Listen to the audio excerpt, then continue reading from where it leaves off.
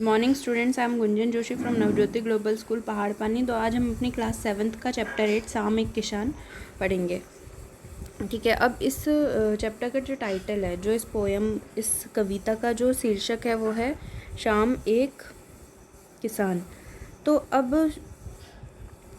इसका जो शीर्षक है शाम एक किसान कविता, तो ये इसको जो सर्वेश्वर दयाल सक्सेना जी हैं, उन्हें अपनी कविता में शाम को एक इस किसान की तरह बताया, ठीक है, दर्शाया है। ठीक है, तो चलिए अब हम पढ़ते हैं। आकाश का साफा बांधकर सूरज की चिलम खींचता बैठा है पहाड़, घुटनों पर पड़ी है नदी चादर सी, पास ही दहक रही है पलाश के जंगल की अंगीठी, अंधकार दूर पूर्व में सिमट बैठा है भेड़ों के गल्ले सा। तो क्या बोल रहे हैं? आकाश का साफा बांधकर वो बोल रहे हैं कि जो किसान है, ठीक है, क्या बोल रहे हैं कि जो पहाड़ है, पहाड़ को क्या बोला है किसान, जो शाम का दृश्य है उसको पहाड़ बोल रहे हैं। तो कह रहे हैं कि जो किसान है वो क्या है, आकाश का साफा बांधकर। साफा क्या होता है? सर पे बैठने वाली पगड़ी। ठीक है, तो ये देखो, इसने क्या है, आकाश का साफा पहना है और वो सूरज के चिल्लम खींचता है। चिल्लम जो इस कुछ ऐसी होती है, मुंह में लगाई जाती है, ऐसे अंदर को खींचते हैं उसमें कुछ ऐसे। तो उसने क्या, सूरज की चिल्लम खींच रहा है। वो देखिए सूरज के पास ही बैठा है ना, बैठा है पहाड़। कहाँ बैठा है? पहाड़ यहाँ पे बैठा है। घुटनों पर उसके एक नदी बह रही है और वह ऐसा लग रहा है वो जैसे नदी कैसे चादर सी प्रतीत हो रही है। पास ही दहक रही है पलाश के जंगल। पलाश के जो फूल हैं उनकी क्या है, अंगीठी, वो उनको ऐसा लग रहा है जैसे कि वो अंगीठी में आग की तरह दहक रही है। अंधकार दूर पूर्व में सिमट बैठा है भेड़ों के गल्लों सा। वो और कह रहे हैं अंधकार जो है वो कहाँ है, पूरब में बैठ गया है भेड़ों के गले सा। तो क्या बोल रहे हैं सर्वेश्वर दयाल जी, इनने क्या करा, प्राकृतिक दृश्य का बहुत मनोरम वर्णन करते हुए कहा है कि जो शाम के समय पहाड़ है वो किसी बैठे हुए किसान की तरह दिख रहा है और आसमान उसके सिर पर रखी किसी पगड़ी की तरह दिख रहा है। पहाड़ के नीचे क्या हो रही है, नदी बह रही है, किसान के घुटनों पर रखी किसी चादर जैसी लग रही है वो नदी। ठीक है। पलाश के पेड़ों पर खिले जो लाल पुष्प हैं वो कवि को अंगीठी के जलते अंगारों तरह दिख रहे हैं और पूर्व में फैलता अंधेरा सिमटकर बैठी भेड़ों की तरह प्रतीत हो रहा है। तो पश्चिम दिशा में मौजूद सूरज जो है वो चिल्लम पर रखी आग की तरह उन्हें लग रहा है। चारों तरफ क्या है, प्रकृति का मनोरम वो वर्णन किया है उन्होंने। अचानक बोला मोर, जैसे किसी ने आवाज़ दी, सुनते हो? चिलम औंधी, धुआं उठा, सूरज डूबा, अंधेरा छा गया। तो फिर क्या कहते हैं कवि सर्वेश्वर दयाल सक्सेना जी कि अब वो क्या कह रहे हैं, किसान ने क्या है, जो सन्नाटा है, मनोहर सन्नाटा, वो उसके भंग होने का वर्णन करते हुए कहा है कि चारों तरफ छाई शांति के बीच अचानक क्या एक मोर बोलता है, जैसे किसी ने कोई आवाज़ बोली। तो मोर क्या होता है, ऐसे पुकार रहा है जैसे, फिर बोलता है कि सुनते हो? फिर वो कहता है कि सारा दृश्य क्या है, किसी घटना में बदल जाता है और जैसे कि सूरज क्या है, सूरज की चिलम किसी ने दी हो, जैसे सूरज की चिलम किसी ने दी हो, जलती आग बुझने लगी और धुआं क्या है, उठने लगा। असल में अब सूरज क्या है, डूब रहा है और चारों तरफ क्या हो गया, अंधेरा छा गया है। ठीक है।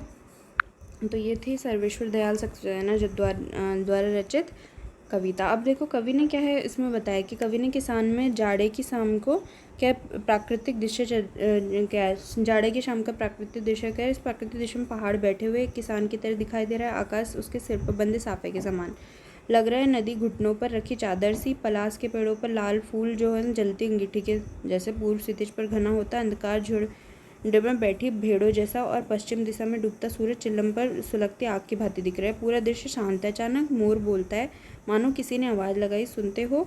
इस दृश्य घटना में बदल जाता है और चिलम उलट जाती है, आग बुझ जाती है, धुआं उठने लगता है, सूरज डूब जाता है, शाम ढल जाती है, रात का अंधेरा छा जाता है। चलिए अब प्रश्न अभ्यास देखते हैं। पहला प्रश्न क्या है, इस कविता में शाम के दृश्य को किसान के रूप में दिखाया गया है। यह एक रूपक है। इससे बनाने के लिए 5 एक रूपताओं की जोड़ी बनाई गई है। उनमें उपमा कहते हैं। पहली एक रूपता आकाश और साफे के बाद में दिखाते हुए कविता में आकाश का साफा वाक्यांश है। इसी तरह तीसरी एक रूपता नदी और चादर में दिखाई गई है, मानो नदी चादर सी हो। अब आप दूसरा, चौथा और पांचवी एक रूपता को खोज कर लिखिए। देखो क्या है, दूसरी एक रूपता तो चिल्लम सूरज जैसी, चौथी एक रूपता क्या, पलाश के जंगल की अंगीठी, और पांचवी एक रूपता अंधकार पेड़ों का गल्ला। ठीक है। अब प्रश्न 2 क्या है, शाम का दृश्य अपने घर की छत या खिड़की से देखकर बताइए। पहला क्या, शाम कब से शुरू हुई? ख, तब से लेकर सूरज डूबने में कितना समय लगा? इस बीच आसमान में क्या क्या परिवर्तन है?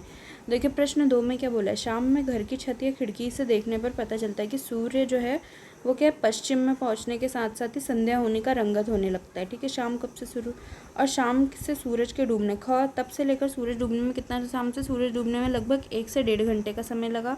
इस बीच आसमान में क्या क्या परिवर्तन है, इस बीच आसमान में लालिमा छा जाती है, नारंगी तथा बैंगनी रंग के बादलों के आकाश दिखाई देते हैं। ठीक है, अब क्या प्रश्न 3, मोर के बोलने पर कवि को लगा जैसे किसी ने कहा हो सुनते हो। नीचे दिए गए पक्षियों की बोली सुनकर उन्हें भी 1 या 2 शब्दों में बांधिए। कबूतर, कौवा, मैना, तोता, चील, हंस।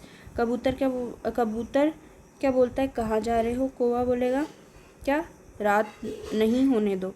मैना, तुम मनमोहक हो। तोता, तुम्हारा समय निराला है। चील, थोड़ी देर तो रुको।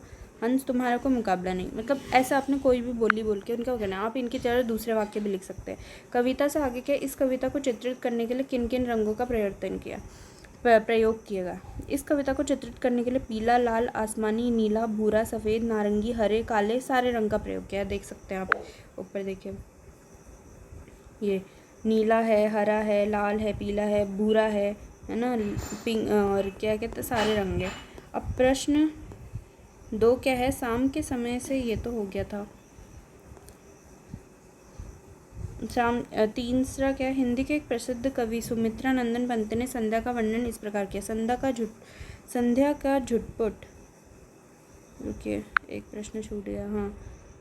शाम के समय क्या करते हैं, पता लगाइए। पक्षी, खिलाड़ी, फल वाले, माँ, पेड़ पौधे, पिताजी, किसान, बच्चे। तो ये सब क्या करते हैं, पक्षी क्या करते हैं, चहचहाते हुए अपने घोंसले की ओर जाते हैं। खिलाड़ी खेल समाप्त कर विश्राम करते हैं। फल वाले जल्दी जल्दी फल बेचते हैं और लोगों को पुकारते हैं। ठीक है, और सारे फल बेचकर अपने घर जाते हैं। माँ क्या करती है, माँ घर के काम निपटा कर परिवार के सदस्यों के साथ कुछ समय बिताती है। पेड़ पौधे दिन भर झूमते हैं। पेड़ पौधे शाम को क्या होते हैं, बिल्कुल सीधे खड़े हो जाते हैं, मानो विश्राम करना चाहते हो।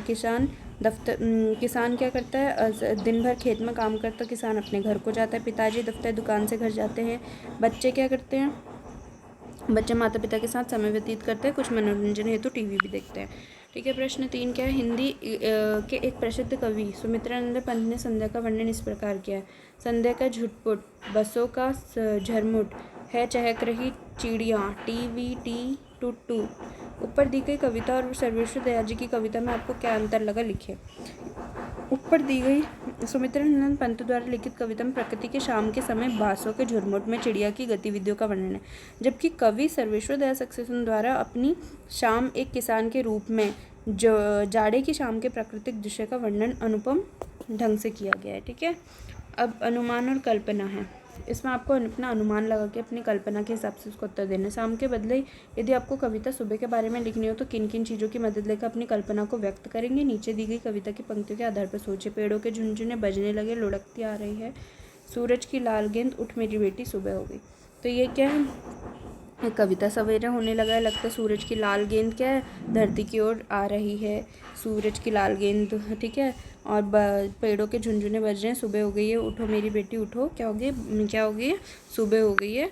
अब क्या, तो ये सब, ये सुबह, जब सुबह हो रही है तो उसका वर्णन है। तो चलिए यहाँ पे हमारा ये जो, हाँ, भाषा की बात, रुकिए, भाषा की बात भी चाहिए। नीचे लिखी पंक्तियों में रेखांकित शब्दों को ध्यान से देखिए। घुटनों पर पेड़ है, पड़ी है नदी चादर सी, सिमटा पेड़ बैठा है भेड़ों के गल्ले सा, पानी का पर्दा सा मेरे आसपास था हिल रहा, मंडराता रहता था एक मरियल सा कुत्ता आसपास, दिल है छोटा सा, छोटी सी आशा, घर पर फुदकती नन्ही सी चिड़िया। इन पंक्तियों में सा सी का प्रयोग व्याकरण की दृष्टि से कैसे शब्दों के साथ हो रहा है, अब आपको बताया।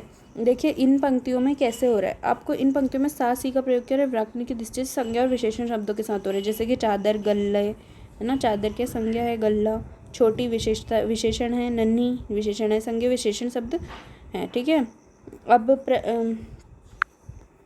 क्या प्रश्न 2, निम्नलिखित शब्दों का प्रयोग आप किन संदर्भों में करेंगे, प्रत्येक शब्द के दो दो वाक्य बनाइए। औंधी, दहक, सिमटा। आंधी क्या होता है, औंधी शाम होते ही जोर से आंधी चल उठी, वह शाम आंधी की तरह कमरे में आया और जोर जोर से चिल्लाने लगा। दहक मतलब क्या होगा, अंगीठी में आग दहक रही है, समोसे गुस्से से दहक रहे हैं। नहीं, सोमेश गुस्से से दहक रहा है, ठीक है, या फिर राम गुस्से से दहक रहा है। सिमटा, बच्चा माँ की गोद में सिमटा बैठा था, सूर्य के छिपते ही कमल के फूल सिमट कर बंद होने लगे। तो यहाँ पे आपका पाठ खत्म होता है। मैं आशा करती हूँ कि आपको पाठ अच्छे से समझ में आया हो। धन्यवाद।